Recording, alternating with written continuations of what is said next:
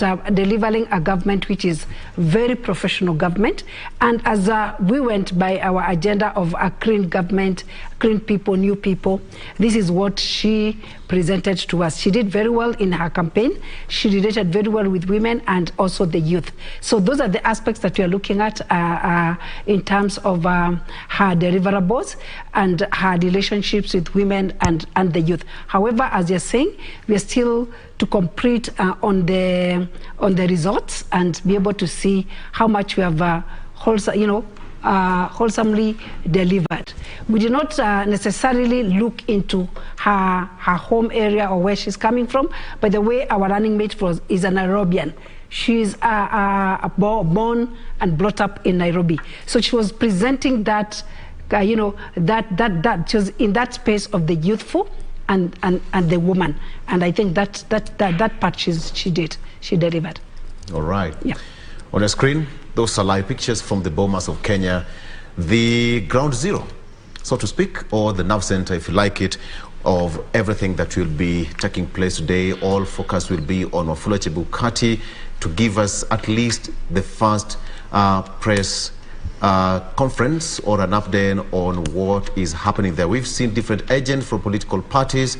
That is Senior Counsel Paul Mwangi having a conversation with the different people there. So a lot is expected today at the Bomas of Kenya. Now that Serafina Robi said that almost quite a number of Form 34As have been submitted at the Bomas of Kenya. So the next step should take place today.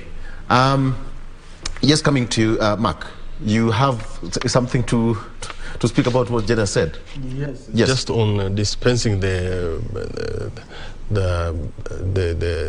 running mate burden. I think as a sister there did say that Gachagua did a good work, but council said earlier that actually for the presidential candidates who they are. If you did your job well, the running mate will just give you like consolidate the ground, but it's actually down to the flag bearers. Looking at the contribution of Martha Karua to the Raila ticket, it really, in the outside, it was made to be a big thing, But unfortunately, the people in the village don't respond to billboards. It's us in the city here, we see so many billboards and we are, wow, this. And it was really projected. And what Azimio really did is that they tried to create perception that Martha Karua was going to have a very big impact on the ticket. That was the narrative that was driven and the perception that was being created. But the reality on the ground is not perception. Perception can only carry you so far. But where the rubber meets the road, that's when sometimes the folly of relying on perception can be exposed. All right, Curia. Those are live pictures from Bomas of Kenya. All right, you can see Gladys Boschole. She is the woman rep-elect in Western Gishu County.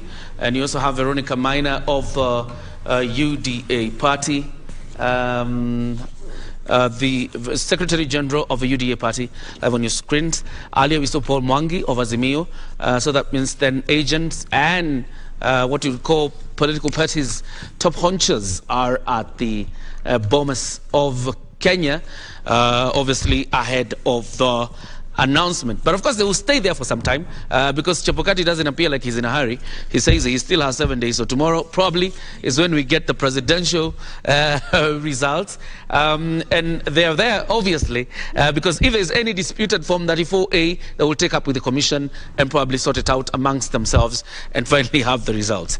So it has been a long night for members of the media at Bomas. From Saturday, it is going to be a long night for the agents and political party honchos who have arrived at the Bomas because the results most likely will come out tomorrow. But let's head over to Kwale County, Lunga Lunga specifically. Zainab Said is in Lunga Lunga. Zainab, what is the latest from Lunga Lunga?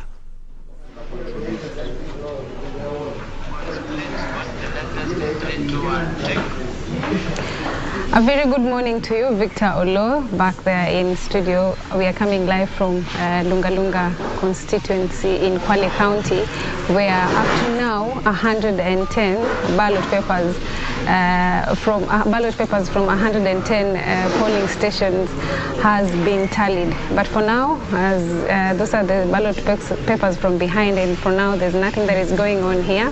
The IEBC officials have taken a break for 30 minutes. That is to allow to rearrange the room. According to the RO, Raymond Mamkazi says they didn't anticipate that the ballot papers will be so many, so it has raised an issue with the agents, because as it is now, the results cannot be projected on the screen, so that one has raised an issue with some of the agents here. So they've given them a 30 minutes break. That is to allow them to go and have breakfast if they can. Then they come back after 30 minutes. But that also is to allow the IBC officials to rearrange the group, to allow that to move the ballot papers behind me to a place where now the results that are being tallied can be projected on the screen. Earlier on in the morning, we also had issues where the agents want to know the total number of votes up to now, because 110 ballot papers from 110 stations has been tallied, but so far the IBC officials have not been able to just give us the numbers, just to break down the numbers for the governors, members of parliament, and also women from this region. So that one raised an issue, them wanting, the agents now wanting IBC to go ahead and break down the numbers before they continue to tally the remaining about 38 polling stations, because in this